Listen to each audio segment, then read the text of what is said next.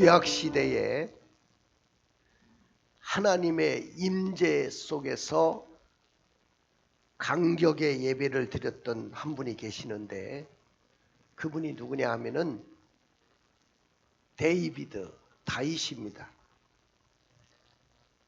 성경에 보니까 하나님이 다윗을 보시면서 이 사람은 내 마음에 합한 자다. 내가 저를 통해서 내 뜻을 이루시겠다고 할 정도로 다윗은 주님의 마음에 합한 자였습니다. 그런데 아모스 9장 11절의 말씀을 한번 읽어볼까요? 그날에 내가 다윗의 무너진 장막을 일으키고 그것의 틈을 막으며 그 허물어진 것을 일으켜서 옛적과 같이 세우고 그날에 내가 다윗의 무너진 장막을 일으키겠다. 그것들의 틈을 막고 그의 허물어진 것을 일으키고 옛적과 같이 세우겠다 그러셨는데 여기서 말하는 장막은 다윗의 장막을 말합니다. 근데 그 다윗의 장막에서 제일 중요한 것이 뭐냐 하면은 하나님의 언약궤 또 혹은 법궤라고 하는 하나님은 살아계신 하나님이시잖아요. 근데 구약 시대에 가시적으로 하나님이 함께 하시는 것을 임재했던 그 장소가 어디냐면은 바로 하나님의 법궤 위에 하나님이 임재하셨습니다. 그래서 하나님이 가시적으로 이스라엘 백성들과 함께 한다는 것을 보여주었던 것이 바로 언약궤였는데 다윗 왕이 된 후에 먼저 하나님의 언약궤를 기억했습니다. 나는 이렇게 궁궐에서 지내고 있는데 하나님의 언약궤는 아직 이 예루살렘 성으로 들어오지 못한 것에 대해서 너무 안타까워했습니다. 그때 하나님의 언약궤가 어디 있었느냐면은 기럇 여아림이라는 곳에 하나님의 언약궤가 머무르고 있었는데 그 언약궤를 시온산 바로 예루살렘 성으로 이 언약궤를 옮기고자 했던 것입니다. 그런데 옮기는 과정 속에서 큰 사고가 발생했어요. 사람이 죽는 사고가 일어났어요. 바로 그 언약궤를 모셨던 그 집의 큰아들인 우사가 언약궤는 반드시 어깨에 메고 제사장들이 어깨에 메고 이동을 했습니다. 그런데 그 규칙을 어기고 쉽게 언약궤를 옮기려고 하다가 죽음을 당했습니다. 현장에서. 수레에 이 법궤를 싣고 가는 도중에 막 소가 갑자기 뛰기 시작하면서 법궤가 수레에서 떨어지려고 하는 것을 우사가 딱 붙잡았습니다. 그런데 그 자리에서 즉사하고 말았죠. 자, 그 사실을 다윗이 알고 야, 이거 예루살렘 성에 들어오면 안 되겠다. 그래가지고 잠시 동안 오벳 에돔이라는 사람의 집에 3개월 동안 거기에 또 머물다가 나중에 제사장들이 어깨에 메고 시온산 예루살렘 성으로 법궤를 모십니다. 모시는데 그 법궤를 어디다 모셔놨냐면은 바로 다윗의 장막입니다. 천막이죠, 천막. 다윗이 쳐놓은 그 천막 가운데 언약궤를 모셔다 놨습니다. 그런데 이 언약궤가 장막에 머물고 있는 동안 무슨 일이 일어났느냐, 무엇을 했느냐는 것이 중요하잖아요. 다윗이 그곳에서 뭘 했냐면은 역대상 16장 1절을 읽어보세요. 역대상 16장 1절. 하나님의 궤를 메고 들어가서 다윗이 그것을 위하여 친 장막 가운데 두고 번제와 화목제를 하나님께 드리니라. 이 다윗의 장막에 언약궤를 두고 그 가운데서 번제와 화목제를 드렸다. 그러니까 번제와 화목제를 드렸다는 말은 오늘날로 말하면 하나님 앞에 예배를 드렸다는 이야기죠. 또 거기서 무슨 일이 일어났는가? 역대상 16장 4절을 읽어보실까요? 또 레위 사람을 세워 여호와의 궤 앞에서 섬기며 이스라엘 하나님 여호와를 칭송하고 감사하며 찬양하게 하였으니 레위 사람들을 세워서 오늘날로 말하면 찬양대죠. 찬양대를 조직해가지고 여호와의 궤 앞에서 하나님을 찬양하고 하나님 앞에 감사하고 영광을 돌렸다는 겁니다. 다시 말하면 경배와 찬양이 울려 퍼졌습니다. 그러니까 역대상 16장 5절 6절 계속해서 보니까 레위 사람들을 세워가지고 오늘날로 말하면 오케스트라를 동원하고 비파와 수금과 재금과 나팔을 불며 또 모든 악기를 동원하고 찬양대를 조직해가지고 거기서 찬양을 부르고 영광을 돌렸습니다. 그러니까 솔로몬 성전이 건축되기까지 하나님의 언약궤는 다윗의 장막 가운데 머무르고 있으면서 끊임없이 그 장막에서는 찬양의 제사가 드려졌고 매일 끊임없이 하나님께 영광을 돌리는 제사가 올려졌습니다.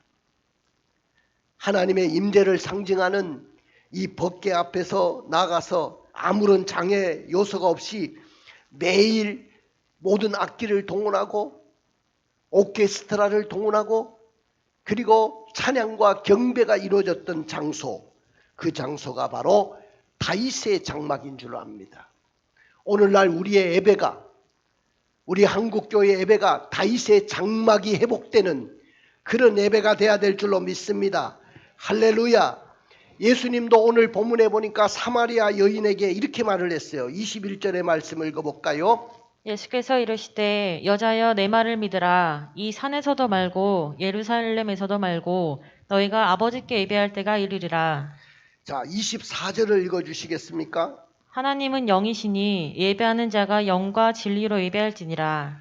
자, 이 산에서도 말고 예루살렘에서도 말고 하나님은 영이시니까 예배하는 자는 영과 진리로 예배를 해야 된다. 사랑하는 성도 여러분, 영적인 의미로 보면은 다윗의 장막의 회복의 역사를 말합니다. 다윗의 장막의 회복의 역사는 하나님의 임재를 상징하는 이 법궤 앞에서 오케스트라를 동원해서 찬양하고 찬양대를 조직해가지고 찬양을 부르고 찬양과 경배가 있었던 그 다윗의 장막의 그 예배가 오늘날로 말하면 영과 진리로 예배드리는 그 현장인 줄로 믿습니다. 나는 우리 교회가 앞으로 다음 세대를 통해 가지고 많은 젊은이들과 청년들이 몰려오고 많은 성도들이 함께 찬양하고 예배드리는 그 예배를 꿈꾸고 있습니다. 여러분들 그 예배가 우리 교회 안에 일어나기를 주님의 이름으로 축원을 드립니다. 그 예배드리는 날을 우리는 소망하면서 다시 한번 다윗의 장막을 회복하는 우리 교회가 될 줄로 믿습니다. 오늘 본문에 보니까 예수님께서 유대를 떠나서 갈릴리로 가시는 중이었는데 그때 반드시 그곳을 가시려고 하면 사마리아라고 하는 동네를 통과를 해야 됩니다. 근데 그 여정 속에서 사마리아에는 수가성이라는 한 성이 있는데 거기에 우물이 있었습니다. 야곱 때부터 있었던 우물이 하나 있는데 예수님이 그 여정 속에서 너무 피곤하시고 고나셔서 그 우물 곁에 앉으셨습니다. 그런데 그때 시간이 제6시인데 우리 지금 한국 시간으로 말한다면 정오 12시입니다. 때압빛이 막 쬐는 그 근동지방의 여러분들 날씨를 한번 생각해 보세요. 그 12시 정오 때압빛이 비치는 그 시간에는 사람들이 전혀 움직이지 않습니다. 근데 그 시간에 물을 기르러 온 한 여인이 있었어요. 사람들의 눈을 피해서 사람들이 없는 시간을 통해서 물을 기르러 온 한 여인을 만납니다. 근데 이 여인을 만나기 전에는 그 여인은 어떤 삶을 살았냐면은 인생에 참된 만족이 없었어요. 오직 그는 쾌락을 쫓아서 사는 삶이었고, 그 다음에 이 세상에 방황의 삶을 살았고, 그러면서 예배의 대상자도 잃어버리고 살았던 그런 여인이었습니다. 그런 여인이 예수님을 만나게 됩니다. 그 수가성 우물가에서 여인을 만났을 때 예수님을 만난 이 여인은 정말로 엄청난 변화가 일어났어요. 오늘날 우리들이 예수님을 바로 만나면 우리는 예배가 회복되고 우리의 삶 속에 놀라운 변화가 일어날 줄로 믿습니다. 믿으십니까? 예수님은 왜 수가성 우물가에 있는 사마리아 여인에게 예배하는 자는 영과 진리로 예배를 해야 된다고 말했을까요? 그러면 오늘 이 시대를 살아가는 우리 한국교회 모든 성도들은 다윗의 장막을 회복하고 영과 진리로 예배를 드리려고 하면 어떻게 해야 될까요?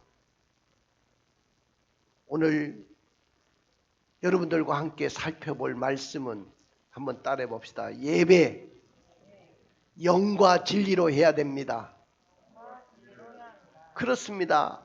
우리가 예배는 영과 진리로 해야 됩니다. 영과 진리로 예배 드리지 않으면 그 예배는 죽은 예배입니다. 우리는 영과 진리로 예배를 드릴 때 살아계신 하나님 앞에 드리는 그런 예배, 하나님이 받으실 만한 그런 예배가 될 것입니다. 오늘 여러분들, 그러나 오늘 사마리아 여인은 예배의 대상을 잃어버리고 살았습니다. 왜 이 사마리아 여인이 예배의 대상을 잃어버렸을까요?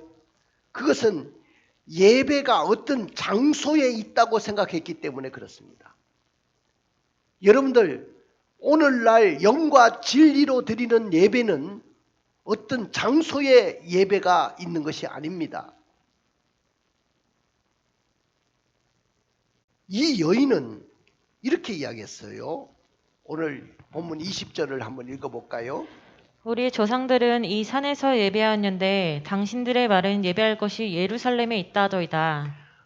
우리 조상들은 계속 예배를 어떻게 드렸냐 하면은 이 산에서 예배를 드렸습니다. 근데 여기서 말하는 이 산은 바로 그림신산이라는 산이에요. 그림신산 이곳에서 우리 조상들이 끊임없이 여기에 성전을 지어놓고 예배를 드렸는데, 내가 듣기로는 유대인들은 예루살렘 성전에서 예배를 드린다고 하는데 그림신산에서 예배를 드려야 됩니까? 아니면은 이 예루살렘 성전에서 예배를 드려야 됩니까? 이렇게 물었던 겁니다. 오늘 사마리아에 있는 이 도로 중심으로 한쪽에는 에발산, 한쪽에는 그림신산이 자리 잡고 있었는데, 그들은 계속 주전 450년에 그림신산에다가 신전을 지어놓고 거기서 예배를 드리고 있었습니다. 그런데 유대인들은 예루살렘 성전에서 예배를 드리고 그렇게 지내왔기 때문에 오늘 이 여인은 어느 장소에서 예배를 드려야 되느냐는 그런 질문이었습니다. 그러니까 오늘 사마리아 여인은 예배가 어떤 장소에 있다고 생각했습니다. 예루살렘에서 드리든지 아니면 그림신산에서 예배 드리든지 어느 특정한 장소에서 예배를 드려야 된다고 생각을 했던 것이죠. 이것이 이 여인의 예배의 대상을 잃어버린 결과가 되었던 것입니다. 사랑하는 성도 여러분, 여러분들은 어떤 장소가 예배 드리는 장소라고 생각하십니까? 물론 우리 이 예배당이 예배 드리는 장소입니다. 그러나 예배는 장소도 중요하지만은 그 무엇보다도 중요한 것이 있어요. 우리가 어디서나 어느 곳에서 예배를 드리든지 영과 진리로 예배를 드려야 된다는 겁니다. 여러분들, 우리가 코로나가 오면서 우리 한국교회가 예배가 무너진 것이 있어요. 여러분들, 정부에서 코로나 때문에 현장 예배를 드리지 못하게 했기 때문에 사실 우리는 본의 아니게 집에서 영상으로 예배를 드리기도 하고 그랬어요. 그런데 이 시간에도 영상으로 예배 드리는 분들이 있을 겁니다. 지금 들어오셔서. 근데 잘 아셔야 될 것은 영상으로 예배 드리는 것 그 자체가 잘못됐다는 것은 아니에요. 여러분들이 지금 그 현장에서 예배를 드리는데 진짜 영과 진리로 예배당에서 예배 드리는 것처럼 예배를 드리느냐 그 말이죠. 한국교회가 코로나로 인해서 예배가 무너진 이유 중에 하나가 바로 영과 진리로 예배 드리지 못했기 때문에 문제입니다. 예배당에 가서 예배를 드리던 집에서 예배를 드리던 그 장소가 중요한 것은 아니지만은 우리는 될 수 있는 대로 주일날 예배당에 와서 예배를 드려야 될 것입니다. 그러나 피치 못할, 이번처럼 피치 못할 사정이 있어가지고 집에서 영상으로 예배를 드리더라도 예배당에서 드리는 것처럼 똑같이 드려야 돼요.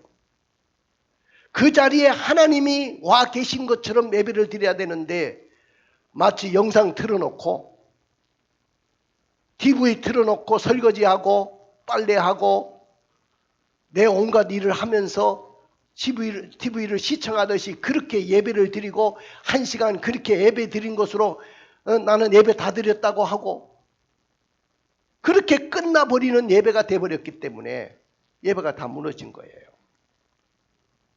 여러분들, 우리는 정말로 어느 자리 어느 처소에 있든지 그 예배 자리에 나와 있어야 되고 그 예배 현장이 바로 영과 진리로 예배드리는 그 현장이 돼야 될 줄로 믿습니다.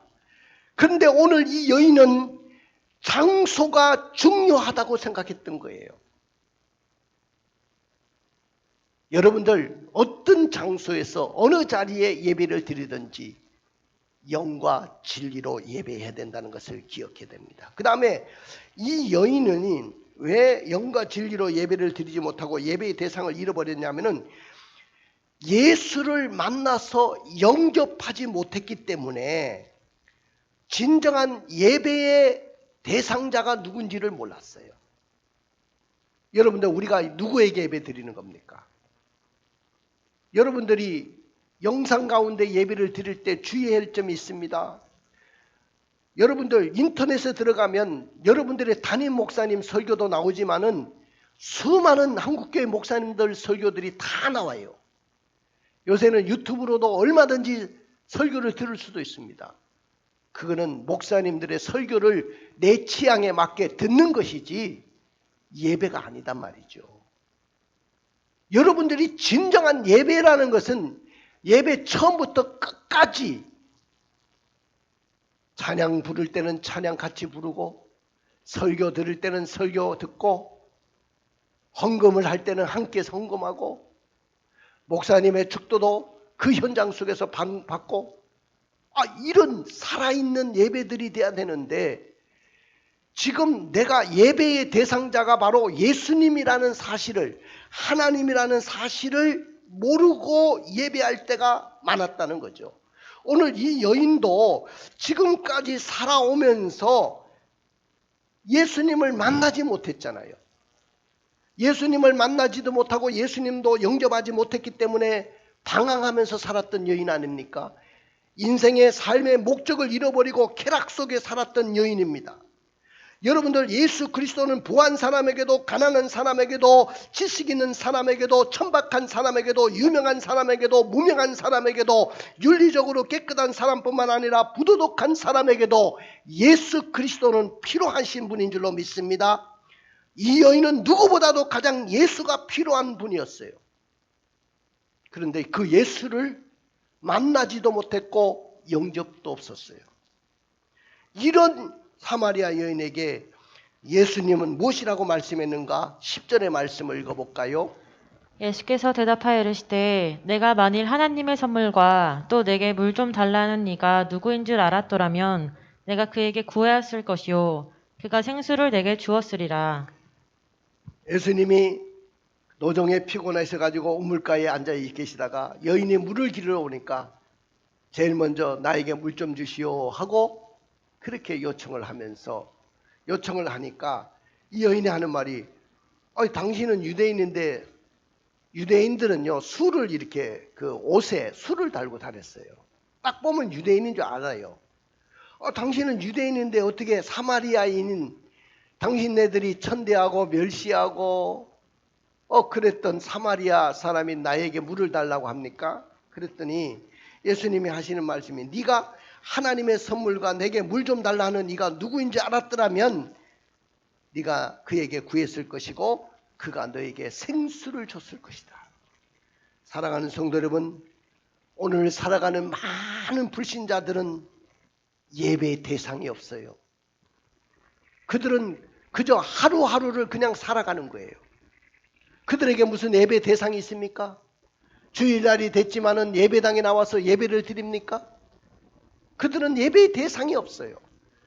그냥 소원을 비는 그런 범신론적인 그런 삶은 있어요. 예를 들어서 한 해가 시작될 때 해돋이가 가지고 태양 앞에 복을 빌고 소원을 빌고 정한수 떠놓고 복을 빌고 소원을 빌고 큰 나무나 큰 바위 곁에 가가지고 그냥 소원을 비는 그런 마음은 있어도 진정한 어떤 우리처럼 예배의 대상을 향해서 예배를 드리는 것은 아니잖아요. 사랑하는 성도 여러분, 우리가 진짜 예배의 대상을 만나야 되고 그 예배의 대상이신 그 예수님과 그 하나님을 통해서 우리가 은혜를 받고 축복을 누리고 살려고 하면 우리는 그 살아계신 하나님 앞에서 영과 진리로 예배해야 될 줄로 믿습니다. 근데 오늘 수가성 우물가의 사마리아 여인은 그 예배의 대상을 잃어버렸습니다. 세상에서 그는 끝없이 방황하는 삶을 살았습니다. 만족이 없었습니다. 그리고 고통의 세월을 살아가고 있었습니다.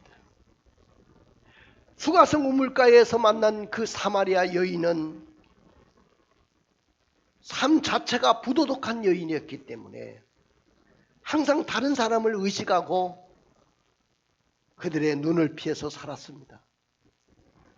그의 삶이 얼마나 팍팍하고 힘들었는가를 알 수가 있겠죠.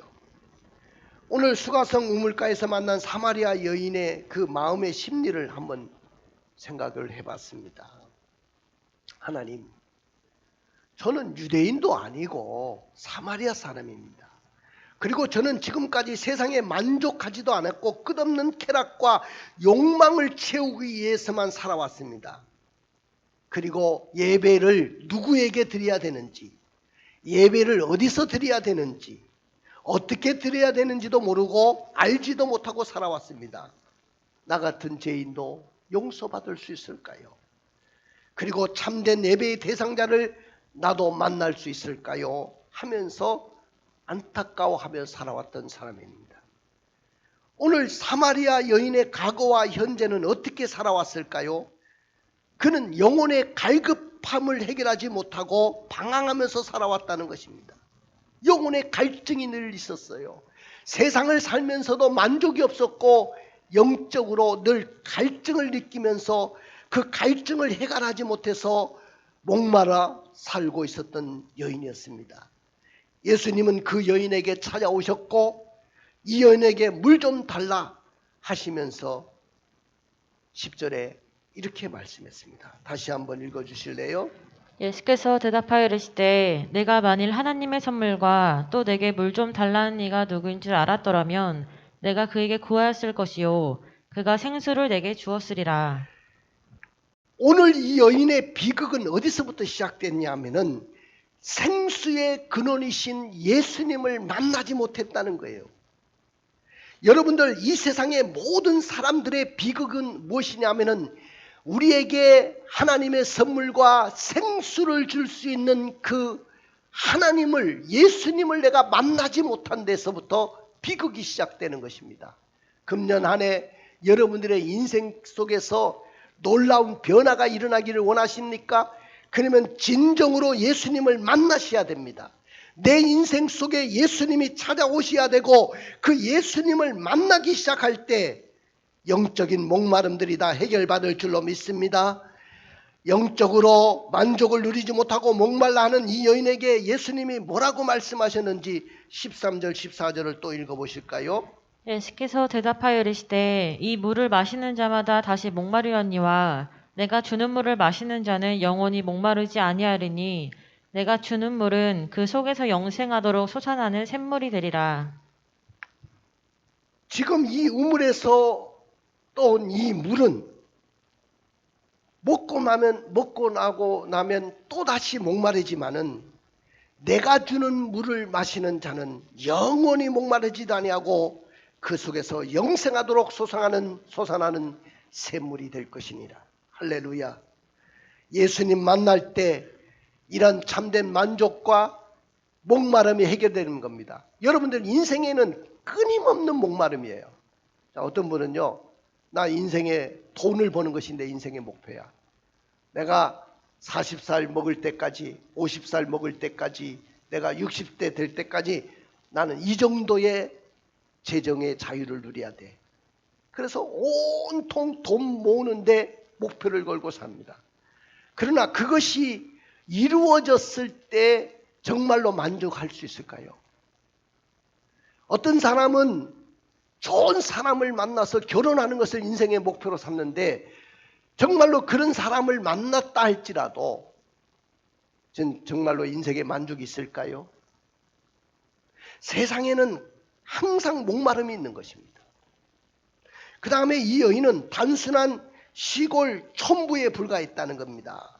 여러분들 수가성이라는 성은 술 취한 성, 누운 성이라는 그런 별명을 갖고 있을 정도로 아주 시골 그런 깡촌이었어요. 단순한 촌부에 불과했어요. 누구에게 드러나지도 않은 사람이었습니다. 내세울 것이 전혀 없는 그런 여인이었습니다. 그리고 이 여인은 무식하기도 하고 부도덕하고 부정된 여인이었습니다. 이 여인은 소속된 남편이 없었어요. 다 여러분들 남편을 가지고 있는 분들은 다 남편의 소속이 있잖아요. 나는 누구의 아내입니다. 근데 이 여인은 누구의 아내라고 단정할 수가 없었어요. 왜냐하면 지금 사는 그 남자도 남편이 아니었기 때문입니다. 그 전에 5명의 남자들과 살았지만은 지금 남자도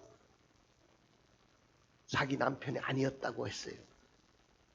16절에 그런 여인에게 뭐라고 예수님이 말씀하셨는지 읽어볼까요? 이르시되 가서 내 남편을 불러오라. 네 남편 데려오라고 그랬어요. 아니, 그냥 만나자마자 예수님이 하시는 말씀이 내 남편 데려오라고 하는 거야. 그러니까 이 여인이 뭐라고 하냐면 17절에 읽어볼까요? 여자가 대답하여 이르되 나는 남편이 없나이다. 예수께서 이르시되 내가 남편이 없다는 말이 옳도다. 나는 남편이 없습니다. 네 남편이 없다는 말이 많구나. 그러면서 주님은 그의 여인이 부도덕하고 부정되게 살아왔던 그 과거를 말씀하십니다. 그랬더니 여인이 하는 말이 내가 보니까 정말로 하나님이 보내신 선지자입니다. 어떻게 그렇게 잘 맞춥니까? 이러는 거야. 그러면서 이제 자연스럽게 그 이야기가 어떻게 흘러가냐 하면은 예배에 대한 이야기로 흘러갑니다. 이 여인이 하는 말이 우리 조상들은 이 산에서 예배를 드렸는데 유대인들은 예루살렘에서 예배 드린다는 이야기를 들었습니다. 그랬더니 이제 예수님이 이제 예배에 대해서 말씀을 하기 시작하죠. 자, 사랑하는 성도 여러분, 예수님은 예배하는 자가 어떻게 예배 드려야 된다고 말씀하셨죠? 영과 진리로 예배를 드려야 된다. 그렇게 말씀했습니다.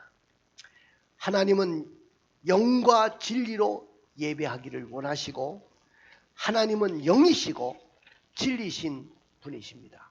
그렇기 때문에 우리가 그분을 만나기 위해서는 영과 진리로 예배를 드려야 될 줄로 믿습니다. 믿으십니까? 하나님은요 영이셔요. 그리고 하나님은 진리시고 생명이신 분이십니다. 우리는 그분을 만나야 되고 그분을 만나기 위해서 영과 진리로 예배를 드려야 되는데 그 영과 진리로 예배를 드리려면 어떻게 해야 되느냐면은 영과 진리로 드리는 예배는 아까도 말씀드렸지만은 장소가 중요하지 않다는 겁니다. 자, 우리 20절 읽어볼까요? 우리 조상들은 이 산에서 예배하였는데 당신들의 말은 예배할 곳이 예루살렘에 있다도이다. 예, 우리 조상들은 이 산, 그림신산에서 예배를 드렸는데 당신들은 예루살렘에 있다, 예루살렘에서 예배 드린다는 말을 내가 들었는데 어디서 예배를 드려야 됩니까? 예수님은 이렇게 말씀합니다. 21절.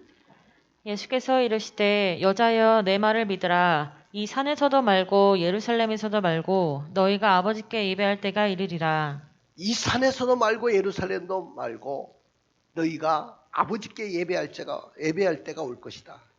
사랑하는 성도 여러분, 진정한 예배는 장소가 중요한 것이 아니라 우리는 장소를 초월해서 예배를 드리는데 우리는 영과 진리로 예배를 드려야 됩니다.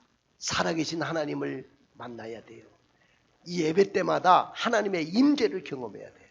이 현장 속에 하나님이 와 계셔야 되고 이 현장 속에 그 살아계신 하나님을 여러분들이 만나야 되고 그 살아계신 하나님 앞에 찬양과 경배를 드리는 다윗의 장막이 회복되는 그런 예배가 드려져야 될 줄로 믿습니다.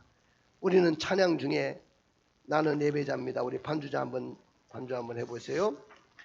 자, 같이 한번 불러봅시다. 나는 하나님을 예배하는 예배자입니다. 가사도 한번 띄워주십시오. 나는 하나님을 예배하는 예배자입니다.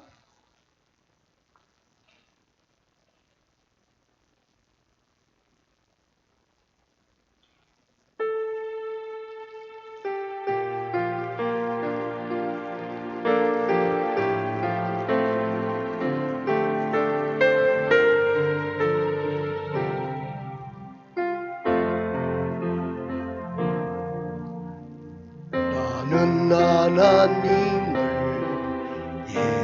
예배하는 예배자입니다.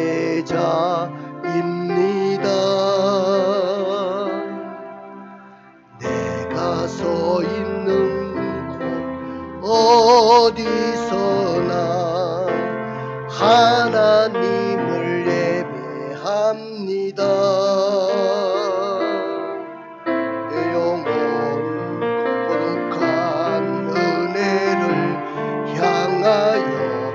내 마음 완전한 하나님 향하여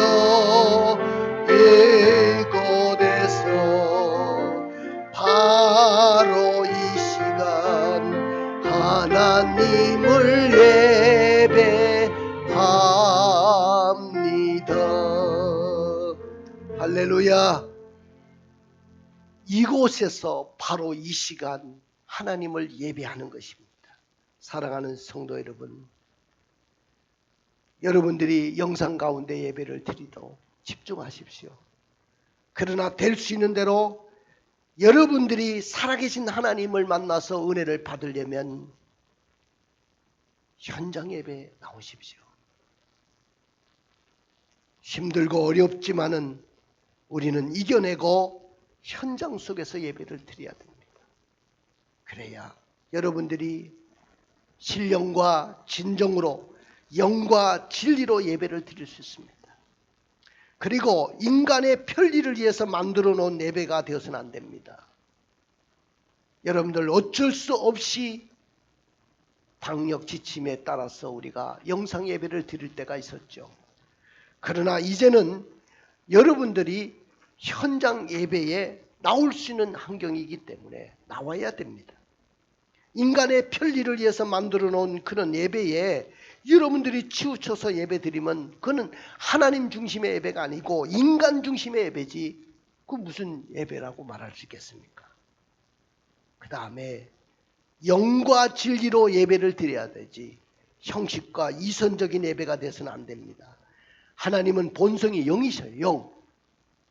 영이기 때문에 영적인 예배가 드려져야 되지 형식적인 예배가 드려져서는 안 됩니다. 영이라는 말은 성령과 교통하는 예배, 진리라는 말은 거짓되지 않고 말씀 중심적인 예배, 그러니까 영이 교통하고 말씀 중심이 되는 그런 예배, 이런 예배가 될 때 진정한 예배가 되는데 하나님의 영의 역사도 일어나지 않고 말씀 중심의 예배도 되지 않는다면 진정한 예배가 될 수가 없습니다. 그래서 예수님이 22절에 이런 말씀을 했어요. 사마리아 여인에게 읽어볼까요? 너희는 알지 못하는 것을 예배하고 우리는 아는 것을 예배하노니 이는 구원이 유대인에게서 남이라. 예, 알지 못하는 예배가 돼서는 안 되죠.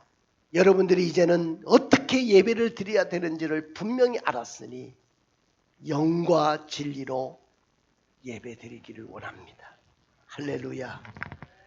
따라해 봅시다. 예배는 영과 진리로 해야 됩니다. 그렇습니다. 예배가 어떻게 드려져야 되느냐면 영과 진리로 해야 됩니다. 예배는 장소가 중요한 것이 아니고 어디서나 어느 시간이든지 영과 진리로 드려야 되는데 여러분들이 이 예배당을 떠나가지고 어느 특정한 장소에 예배 드릴 때 정말로 영과 진리로 예배 드릴 수 있습니까? 영과 진리로 드리지 못하니까 걱정이 되는 거예요. 예배는 예수님을 만나 영접하고 영과 진리로 하는 것입니다. 예배라는 것은 인간의 편리에 의해서 드리는 것이 아니고 영과 진리로 드려져야 되는 것입니다. 예배는 형식과 이선의 예배가 되지 말고 영과 진리로 예배를 드려야 됩니다. 그러나 만약에 예배가 영과 진리로 드리지 않는다면 그건 이방인의 제사와 똑같은 거예요. 여러분들 불교에서도 법회를 하고 어느 특정한 종교에서도 자기들의 종교적인 행사를 하는 것 그거하고 무슨 차이가 있습니까? 기독교는 영과 진리로 예배 드릴 때 그때 역사가 일어나는 거예요. 영과 진리로 예배 드릴 때 말씀이 역사할 때 여러분들의 문제가 해결받는 것입니다.